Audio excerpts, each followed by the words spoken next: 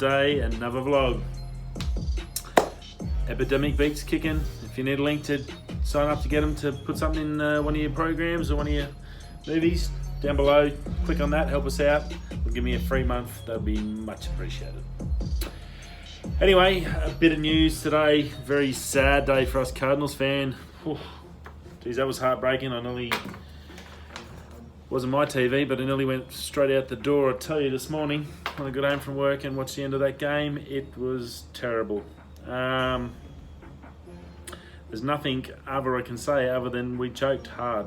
Ninth innings, one of our veterans who's done it all as a starter and everything and has just pitched really well all season, choked hard, and we were up 1-0 into the ninth, two out, and he's just given it up. One run on, then walked, and then a double off the wall for another two to make it 3-1, and then we got nothing back. Very, very disappointing for us Cardinals fans. Adam Wainwright did just an insane job, 7 2/3 innings. Couldn't ask any more from a pitcher in that at that level. He did really, really well. Gutsy, just sort of started spraying him a little at the end, his fastball, and then his curveball just didn't have that bite. So I know that feeling well. There's not much you can do. I know he would have been given obviously every inch of his body into it, but sometimes you just run out of juice. So yes, we're down 2-1, so that's not good. We've got to bounce back. We're now going to win the next 2 in a row to stay in this thing to get to the National League playoffs. So yeah, a bit scary tomorrow morning.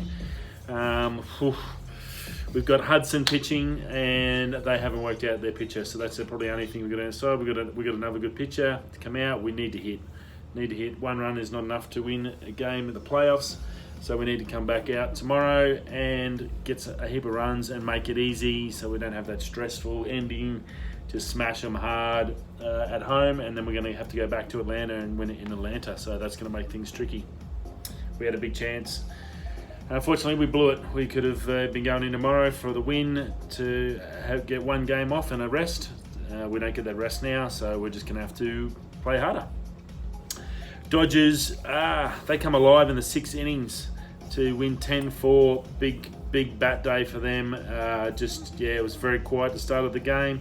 They fell behind early, 2 runs in the first for the Nats, and then they just died off. Dodgers pitcher Ryan Hu, he struggled obviously in that first innings, and then come back and was then lights out for the rest for up to 5.5 innings I think he threw. And then the Dodgers went pow, pow, pow, pow, and it was all over. So that was pretty much it for the Dodgers. So that was, they got a chance to win it now, I think, the Dodgers tomorrow. So that'll be interesting. That's a big game. Very cool. So tomorrow games, or tonight actually, the Astros, if you're watching in Australia, I think it's about 1 o'clock in the morning, you'll get Astros, Tampa Bay. They've got Morton for Astros and Greinke, 2 amazing pitchers. Yet again, Astros have got Charlie Morton, who's just a freak of a pitcher. He's an ace in anyone else's club.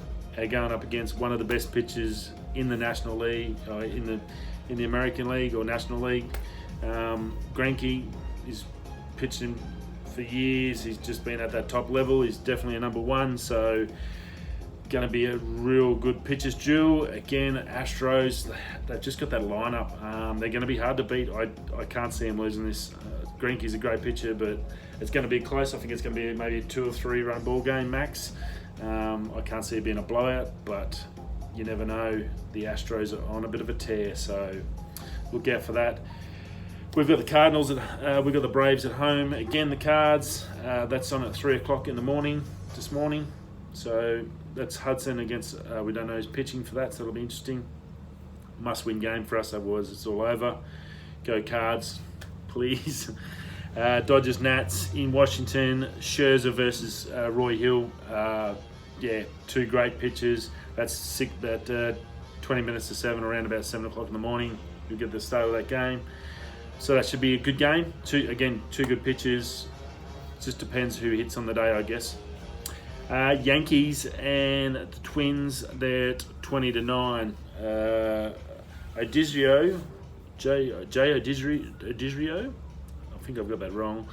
For the Twins against Severino. Severino's a really good pitcher. Odizrio, I'm not 100% on. I'm going to pick the Yankees there. They're just, at the moment, with their bats, they'd have to pretty much suck to not win that game. And Severino's a good pitcher, so yeah, I think they might just come out and smash that one. I think the next big challenge for them is going to be the next series when they get to go up against the Astros, which I'm assuming that's what's going to happen.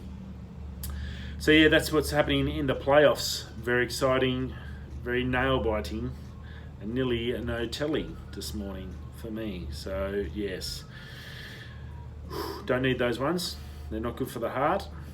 Not good at all. High blood pressure was pumping.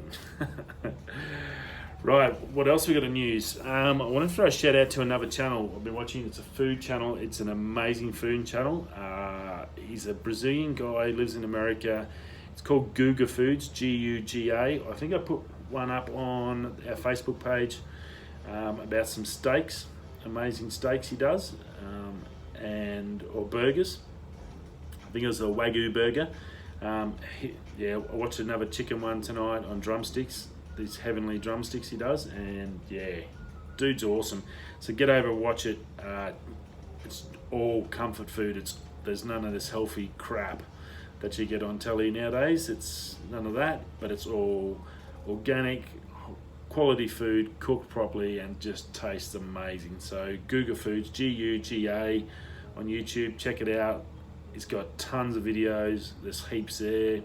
There's how-tos, there's recipes, there's all sorts. It's super high quality, and he's just a really nice guy. So check that out. Definitely worth watching if you're into cooking.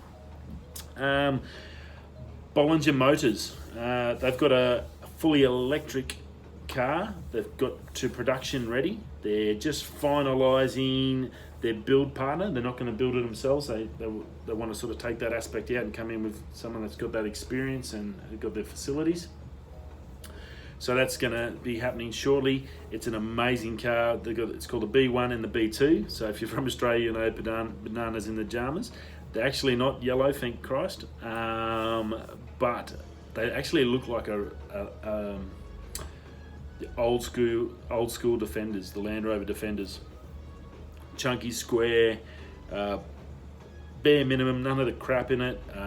High quality, but just like bare minimum in there.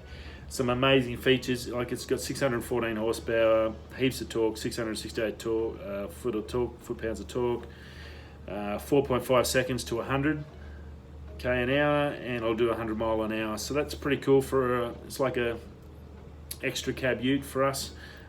Really good, 15-inch ground clearance, and it's fully adjustable, hydraulic over pneumatic, so you can go from 5 inches all the way up to 20. So it's really good for off-roading. A ton of million features. You need to check out the video on it. It's very, very cool. One big feature on it's got a pass-through tunnel because it's obviously an electric. It doesn't have the motor or the transmission or anything going through the guts.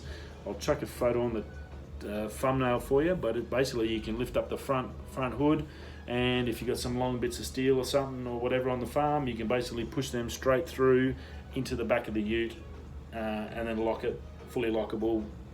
Yeah, gold. Really well done. Some very smart stuff, and fully electric. So yeah, we're starting to see more and more of these electric vehicles that actually suit people's purposes. They're not just a transport thing. They're actually a fun thing. There's utes for people that work and tradies and stuff like that. So that stuff's starting to come out now. So it's really good. Check this out. There's no price as such on it yet, obviously, because they're locking in that production partner. So that's going to finalise the price. But the actual unit is production ready and ready to go. So yeah, they're saying probably by the end of the year they'll have prices. It's coming to Australia as well. It's going to be available.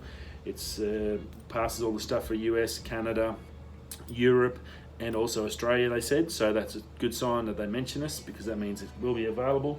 I didn't see on how long the batteries last. It's the only thing I couldn't find. Had a 2.5 2.5 ton payload for it, so that was pretty cool. The other model, which is just like I guess like a Land Cruiser style, that had a 2.5 ton payload. It'll do 3.5 tons towing. So yeah, very, very cool. The pass-through tunnel, you can fit a length of, say, timber or whatever, 16 foot long. That'll fit in and fully closed and sealed between the tailgate and the actual front of the car. So that's how much room you've got in this big tunnel. So very, very cool. Check it out. It's a Bollinger Motors B1 and B2 utes. They might not call them utes as we do, but yeah, check it out. Very cool. And then the last one I want to talk about is I'm a big Nissan fan. I don't call it Nissan. I'm not a Nissan thing. I've always been a Datsun. I've owned a 120Y Datto. I've owned a 1200 Ute Datsun. They're the best cars, period. Nissan GTR is the fastest car I've ever driven. It's beaten the Ferrari I've driven, and all the other fast cars I've driven. It's Sleeker GT4 Turbo, I've driven that, and nothing touches the Nissan GTR. Amazing car. I did the Black Series in Vegas, and just insane. 2.5 seconds, I think it is.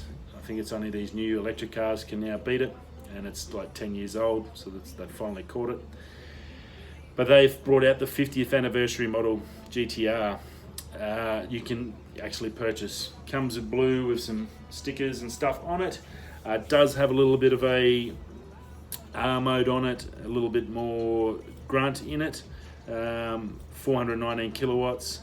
You can still go and get the Nismo spec, which has got more, but the 50th anniversary is pretty cool.